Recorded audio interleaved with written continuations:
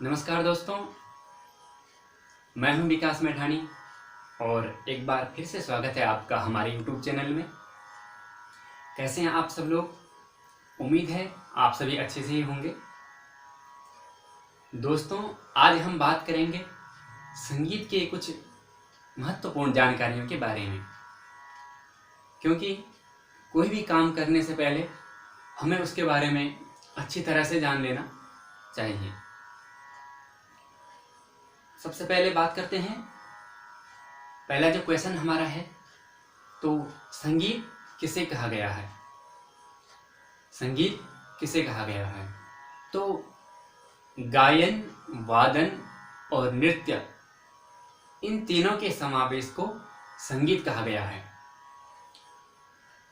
जिसकी परिभाषा संस्कृत भाषा में गायनम, वादनम, नृत्यम त्रयम संगीत मुच्यते, अर्थात गायन, वादन तथा नृत्य, इन तीनों के समावेश को, इन तीनों के मेल को संगीत कहा जाता है। चलिए आगे बढ़ते हैं। दूसरा क्वेश्चन हमारा है, भारतीय संगीत कितने प्रकार का है? भारतीय संगीत कितने प्रकार का है? वैसे तो संगीत अनेक प्रकार का है, लेकिन मुख्यतः विद्वानों ने भारतीय संगीत दो प्रकार का बताया है। नंबर 1 कर्नाटक संगीत पद्धति और नंबर 2 हिंदुस्तानी संगीत पद्धति। कर्नाटकीय संगीत पद्धति दक्षिण भारतीय राज्यों में प्रयोग की जाती है और हिंदुस्तानी संगीत पद्धति अन्य भारतीय राज्यों में प्रयोग की जाती है। समझ गए? क्योंकि कोई भी काम करने से पहले उसके बारे में हमें अच्छी तरह से जान लेना चाहिए। नंबर 3 क्वेश्चन हमारा है, संगीत के जनक कौन है? संगीत के जनक कौन है, मतलब संगीत के जन्मदाता कौन है, और संगीत कौन से वेद के अंतर्गत आता है? ये हमारा तीसरा प्रश्न है। तो संगीत के जन्मदाता स्वामी श्री हरिदास जी महाराज को माना जाता है और संगीत शास्त्र हमारे सामवेद के अंतर्गत आता है। संगीत के जन्मदाता स्वामी श्री हरिदास जी महाराज को जाना जाता है और संगीत शास्त्र सामवेद के अंतर्गत आता है। ठीक, चलिए आगे बढ़ते हैं। चौथा क्वेश्चन हमारा है, ताल का संगीत में क्या महत्व है और ताल किसे कहा जाता है? तो संगीत में लगने वाले समय को नापने के साधन को ताल कहा जाता है। संगीत में लगने वाले समय को नापने के साधन को ताल कहा जाता है। ताल का शाब्दिक अर्थ है आधार। ताल शब्द संस्कृत भाषा के तल धातु से बना हुआ है, जिसका संगीत में बहुत ही महत्वपूर्ण स्थान है।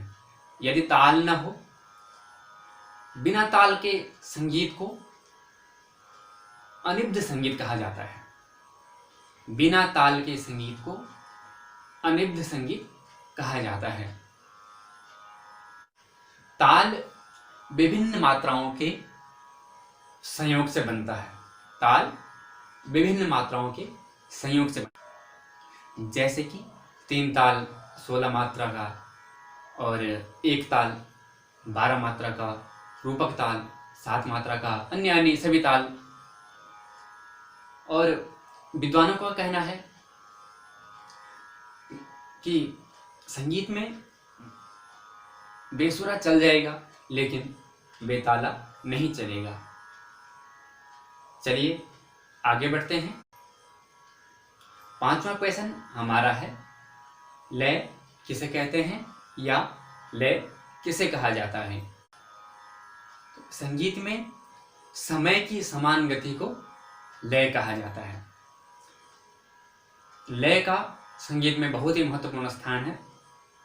लय और ताल का संगीत में बहुत ही महत्वपूर्ण स्थान है।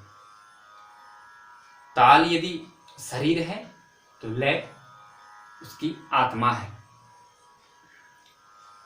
ताल यदि शरीर है तो लय उसकी आत्मा है। लय वैसे तो अनेक प्रकार की है, लेकिन मुख्यतः लय विद्वानों के द्वारा 3 प्रकार की बताई गई है।